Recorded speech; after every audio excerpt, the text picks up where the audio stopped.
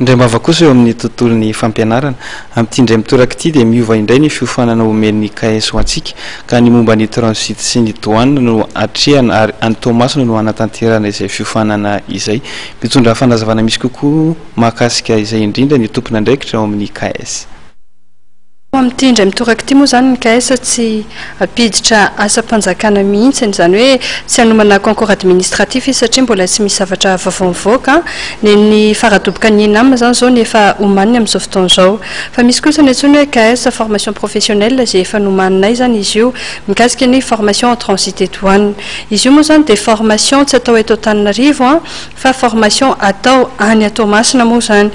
Zany hoe ny lafiny théorique sy ny lafiny pratique tsy atao eto Antananarivo zany fa tena any Toamasina mihitsy zany tena sur terrain mihitsy mba ahafahana mahita tsara les pratiques ny resaka en matière ny transit et douane. Ny formation tena oman'ny KS moa zany dia io aloha zany zao no zavatra lehibe satria io no zava-baovao ny débouché ho amin'ilay izy moa zany dia hoe ho lasa agent de transit responsable de transit ho lasa importateur exportateur na ihany koa i-créer société de transit. Zay zany tena zava-dehibe oman'ny KS ao anatin'io zavatra io hoe tena manomana asa mihitsy ho an'ilay olona. Maninona ny hoe any Tamatave ny mianatra fa tsy eto Antananarivo.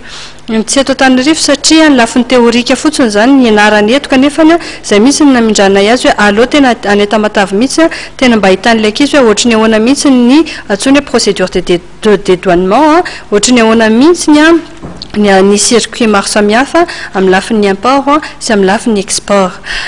Tiana hitondrana fanazavana ihany satria ny ankizy moa zany hoe any dia hoe ahoana ny hébergement sy ny tariny. Ny hébergement sy ny frais de formation zany dia efa ny KS efa manomanomana hoe zao fa ny hébergement dia tsy mitady trano intsony fa efa manana trano zany ny KS ny Tamatavy ahafahana mianatra tanteraka sy manomana an'ilay formation. Mikasika ny pratika manokana zany dia niazahana tanteraka mihitsy ilay izy mba hidirany ankizy sur terrain mba tonga azy hoe opérationnel tanteraka amin'ny lafin'izay sehatr'asa amin'ny transit et douane zay. Ao anatin'ilay izy tsinona raha tsy mahay an'izay ilay ankizy dia tsy afaka hiditra amin'ilay sehatr'asa na amin'ilay débouché be dehibe izay ahafahany miditra amin'izay lafin'ny arak'asa zay. Dia zay mahatonga anay manao hoe théoriquement pratique any Toamasina avy hatrany.